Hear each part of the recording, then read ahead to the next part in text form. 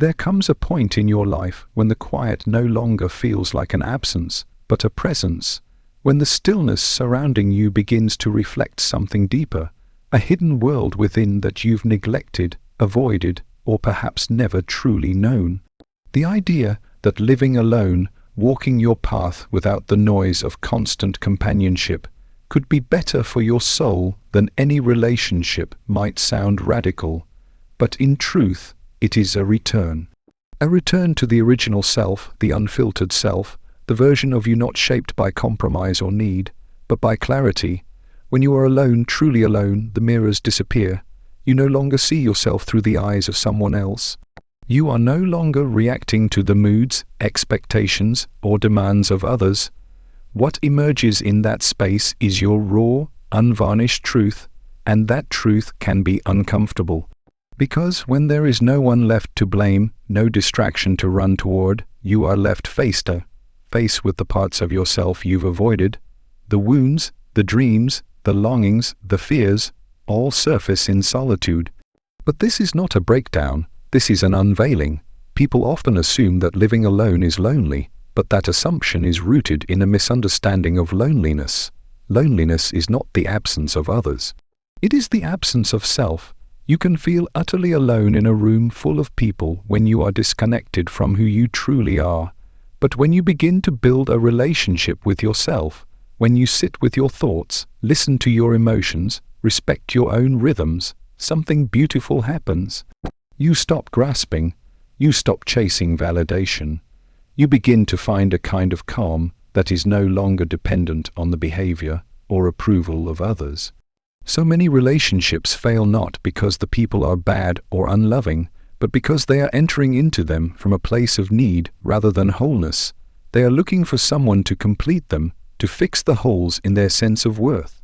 And that creates a dynamic of attachment, not love, a dynamic of dependence, not mutual respect. But when you've spent time alone, learning to meet your own needs, soothe your own pain, and cultivate your own joy, you no longer enter into relationships with the weight of expectation. You no longer need someone to save you. You can now love freely because you no longer fear being alone. Solitude teaches self-reliance, not the hardened, isolated kind of independence that keeps others at a distance, but the deep-rooted kind that knows, I am enough. This kind of knowing cannot be taught by books or speeches or advice. It must be lived. It must be earned in the quiet mornings when you rise without anyone to impress, in the long evenings when the silence grows heavy and you choose not to run, but to stay with yourself.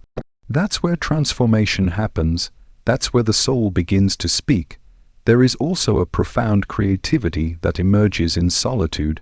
When your energy is no longer scattered trying to manage the emotional worlds of others, you can channel it inward. Ideas, insights, and visions begin to flow. You begin to explore your passions, not as a way to be admired, but as a form of communion with your own spirit. Your life starts to feel like your own, not a performance for others to applaud, but a creation of your own design. People may question you. They may wonder why you are not settling down, why you are not seeking partnership like everyone else. But let them wonder. Most people are running from themselves, and so your stillness will be confronting. Your contentment will seem suspicious, but you are not here to explain your peace. You are here to live it, and if that means walking alone for a time, or even for a lifetime, so be it.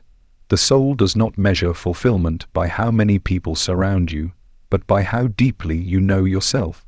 Of course, solitude is not without challenge. It brings up grief, the grief of who you used to be, the grief of unmet desires, the grief of not being seen or chosen. But these are sacred pains. They are not meant to be avoided but to be understood. In solitude, you begin to see that your worth has never been determined by how many people stay, but by how faithfully you stay with yourself. You also begin to develop a different kind of relationship with time. When you are not rushing to the next commitment, the next conversation, the next validation, time slows down. You start noticing things, the sound of your breath, the way the light moves through your window. The subtle shifts in your mood, and in those details life becomes richer, not louder but deeper, and then something unexpected happens. The fear of solitude transforms into reverence. You no longer see being alone as a failure, but as a privilege. A sacred opportunity to become fully human, fully alive. And when or if love finds you again, it will not come as rescue. It will come as resonance. Not someone to fill your gaps, but someone who honors the wholeness you've already claimed. There is a quiet kind of strength that grows in the heart of a person who has learned to sit with themselves. It isn't loud or boastful. It doesn't crave attention or applause. It simply is. It radiates from within like a calm fire, unshaken by rejection, abandonment, or silence. And the path to this strength often begins when one chooses, either by choice or by circumstance, to walk alone. Not in bitterness or defeat, but in discovery. When you step away from the noise of relationships that never truly saw you, you begin to recover parts of yourself you didn't even realize were lost. The parts you tucked away to keep the peace. The dreams you quieted so someone else could feel secure. The values you compromised in exchange for love that was always just out of reach. When you live alone, not just physically but emotionally, when you stop outsourcing your worth, you start finding those pieces again. You pick them up, one by one, and remember who you are without distortion. There's a strange and powerful clarity that arrives when no one is influencing your every decision, your every thought. Without constant feedback, without the subtle pressure to adjust or perform, you start to feel your own rhythm again. You remember what foods you like, what time you actually want to wake up, what books move you, what silence feels like when it's not heavy with unspoken tension. This isn't the absence of love, it's the beginning of love, real love, for the self you've ignored for far too long. This process is not without its shadows. There will be moments when you ache. Not necessarily for someone in particular, but for the comfort of being understood without having to explain. You might miss the warmth of a body next to yours, the spontaneous laughter, or even the arguments that used to remind you you were not invisible. These longings are real, but they are not reasons to abandon the path. They are simply echoes of the old you calling out one last time before it fades. Living alone gives you space not just to heal, but to reimagine. It is the sacred ground where your soul redraws its boundaries. You begin to ask better questions. What do I really want? Not what have I been told I should want? What does love mean to me now that I am not starving for it? What kind of presence do I offer when I am no longer needing someone to complete me? These questions don't come quickly, and their answers are never simple, but they lead you into a version of yourself that is rooted in truth, not trauma. There is something rare and radiant about a person who has become their own home. You can feel it in the way they speak, calm but certain, in the way they carry themselves, not as someone looking to be chosen, but as someone who has already chosen themselves. This kind of person doesn't settle. They do not beg for breadcrumbs or tolerate confusion disguised as love. They have learned that the soul is not nourished by proximity alone, but by presence, authentic, awake, respectful presence. The world often tries to convince you that to be alone is to be less than, that solitude is a sign of lack or failure, but that message is rooted in fear, not wisdom. It assumes that the only meaningful life is one lived in constant connection with others. And while connection is vital, it is not the only source of growth. In fact, the deepest growth often happens in the absence of distraction, when you are left to witness your thoughts, confront your shadows, and love yourself through every stage of becoming. Living alone forces you to become responsible for your own emotional ecosystem. You no longer blame others for your triggers. You begin to see where your wounds came from, and more importantly, how to tend to them. You become the friend you've been searching for, the caretaker, the encourager, the protector of your own peace.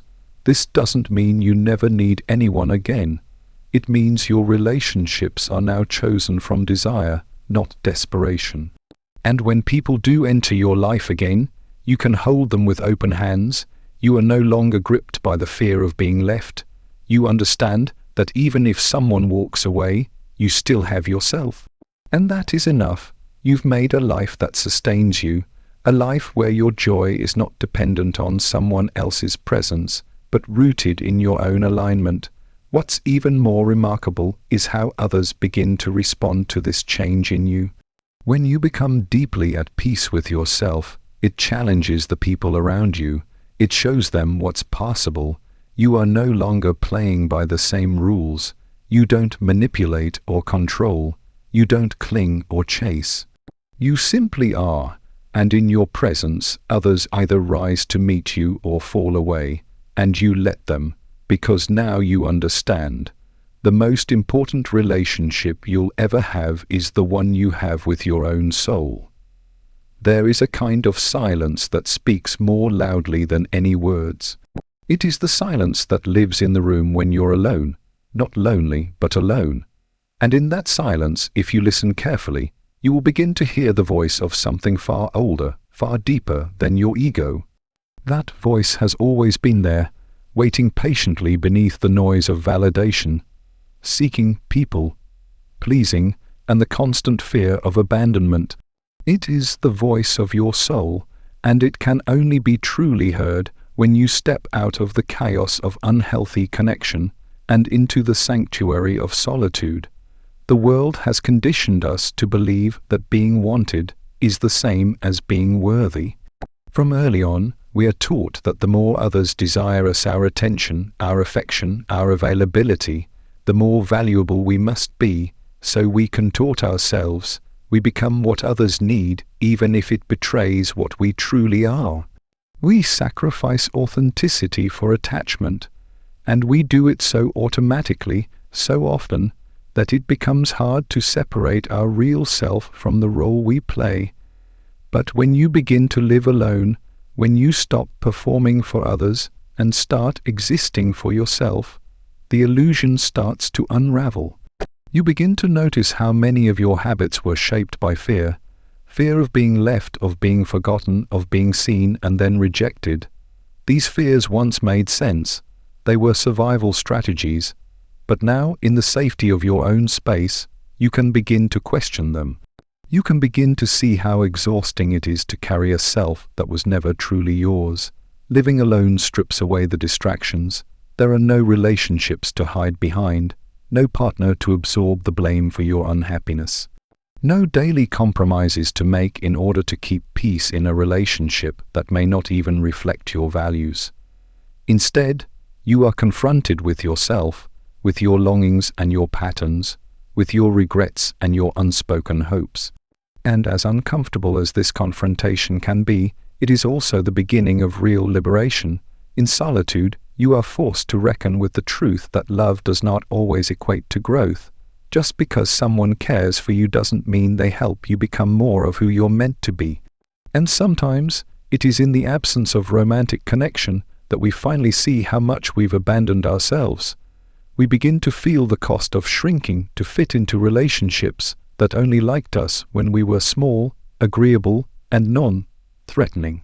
And once you see it, you can't unsee it. This is the power of solitude. It brings everything into focus. You begin to realize that being alone isn't about being cut off from others. It's about reconnecting to yourself in the most profound way. You start to feel your own rhythm, your own desires, your own wisdom rising to the surface. You make decisions not based on what someone else wants, but on what resonates with your inner knowing, and that is where peace begins, not with control, not with perfection, but with honesty. The loneliness that you feared turns out to be a myth. What you find instead is spaciousness, room to breathe, time to explore the parts of yourself you've ignored, freedom to follow your curiosity without explanation or permission.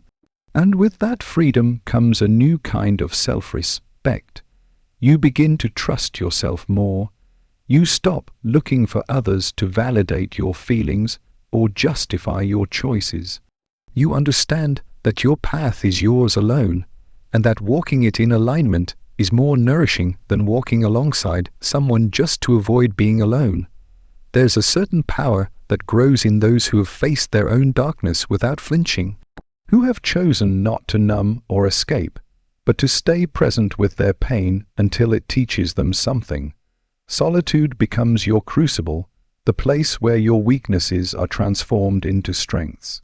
And in that transformation, you begin to build a foundation so strong, no rejection, no breakup, no absence can shake it. Relationships, when they do arrive again, no longer define you. You no longer mold yourself to fit into someone else's story. Instead, you invite people into yours, from a place of clarity, not confusion, from wholeness, not hunger. And those who cannot meet you in that place are not seen as losses, but as misalignments. You no longer chase what doesn't feel right. You no longer settle for almost, love, or near truths. Your soul, now awakened, demands more, and you have the courage to honor that demand. Eventually, you reach a point where you understand that your aloneness is not a punishment, it is a preparation. A sacred time of becoming, a time where you reclaim your own narrative and rediscover your own magic. And from this place, life begins to open up again, not through the promise of another person, but through the promise of yourself. You start to realize that your soul never wanted to be completed. It only ever wanted to be remembered. There is a moment in solitude when the noise of the world finally fades, and in that stillness, a profound truth emerges. You do not need to be needed to matter. For many, the desire to be seen, to be valued, and to feel significant has long been tethered to the role they play in another's life. The nurturer, the giver, the one who sacrifices comfort, time, even dreams, in the hope of earning a place in someone else's heart. But when you live alone, not just in the literal sense, but emotionally and spiritually alone, those old patterns begin to lose their grip. You start to realize that your worth was never meant to be transactional. When you are no longer defining yourself by your usefulness to others, you begin to ask different questions. Not what do they want from me, but what do I want from myself?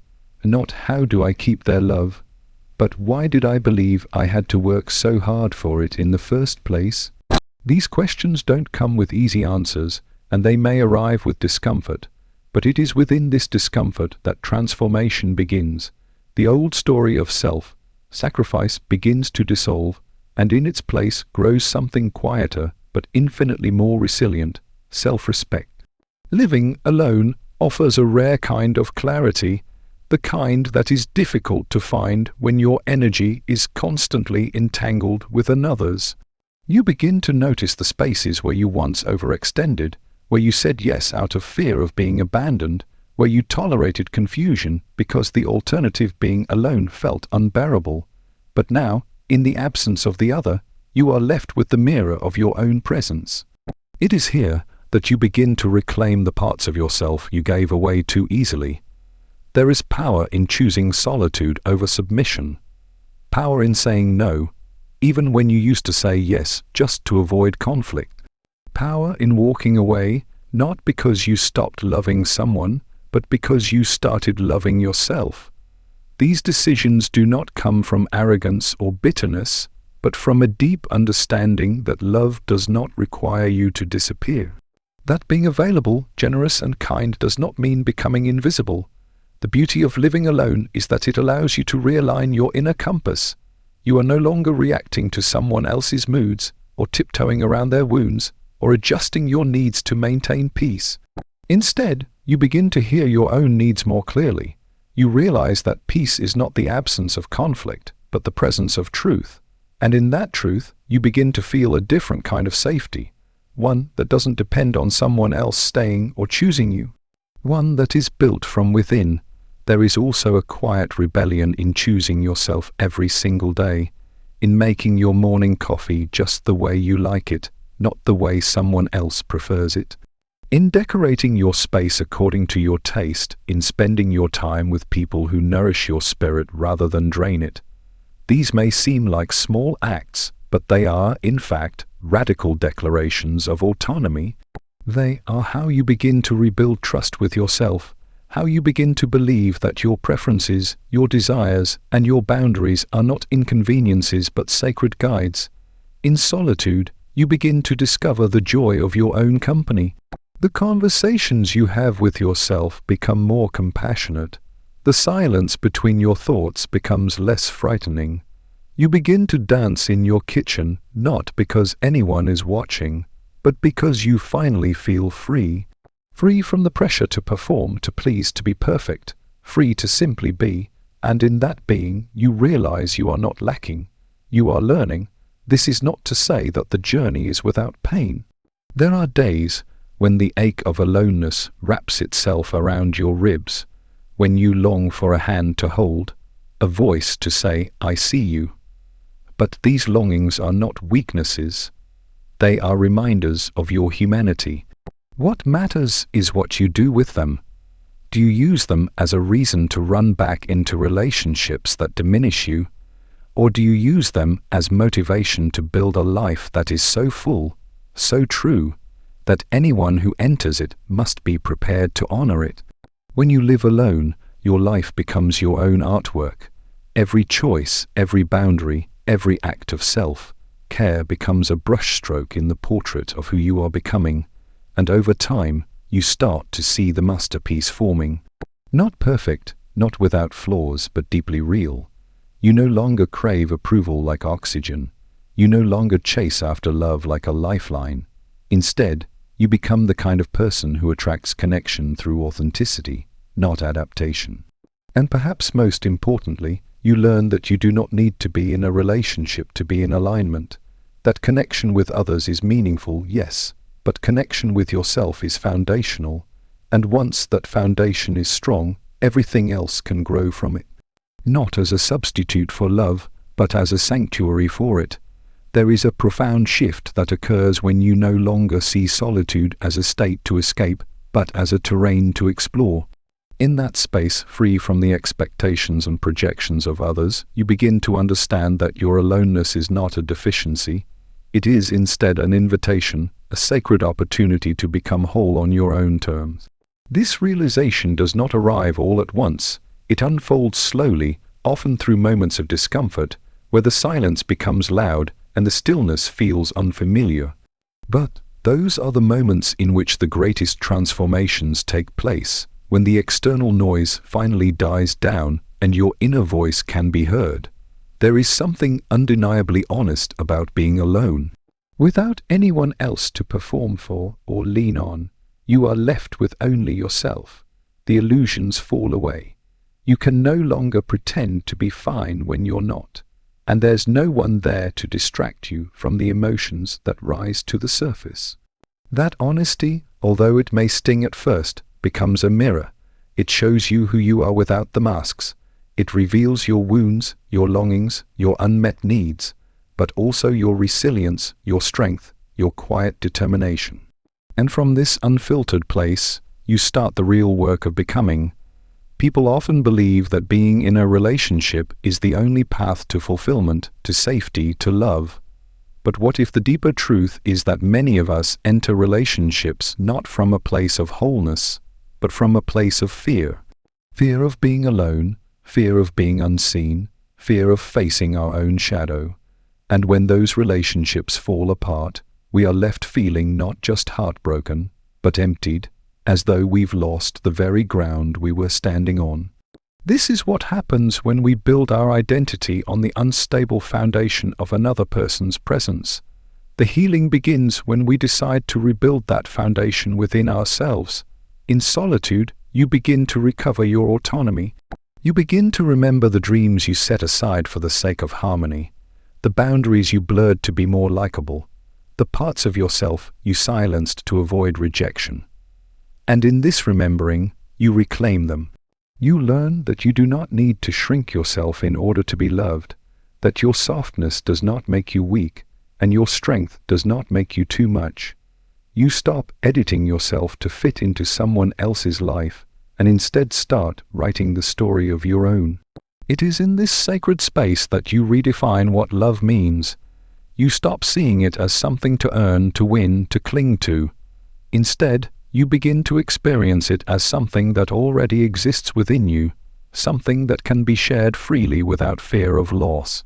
You start to recognize that the most valuable relationship you will ever have is the one you cultivate with your own soul, and from that inner relationship, you draw wisdom, clarity, and peace that no one else can provide for you. This kind of solitude is not about isolation or detachment. It's about depth. It's about choosing presence over performance, authenticity over approval, and alignment over attachment. You begin to build a life where your values guide your decisions, where your daily habits reflect your priorities, and where your environment supports your growth. There is no need to seek permission, no need to explain or justify your choices. You begin to trust that the life you are building, though quiet and perhaps even misunderstood by others, is deeply, powerfully yours. There's a quiet confidence that arises when you know you can face life on your own terms. Not because you've given up on love or connection, but because you've stopped depending on them to validate your worth. This confidence isn't loud. It doesn't need to prove itself. It exists in your posture, in your voice, in the way you move through the world. It is born of experience, of struggle, of choosing to stay present with yourself when it would have been easier to lose yourself in someone else.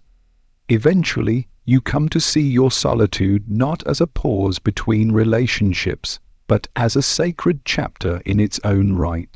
A chapter that teaches you how to sit with yourself, how to listen, how to heal. A chapter that refines your standards, your desires, your vision for what is possible. And when connection does return, as it often does, you welcome it not from a place of lack, but from a place of abundance. You are no longer looking to be saved or completed. You are simply open to sharing what you've already found within. Living alone becomes an act of spiritual integrity, a declaration that your soul is not for sale, not for sacrifice, not for silence. That your life is worthy of being lived fully, even in the absence of another, and that this fullness is not a consolation prize, it is the destination.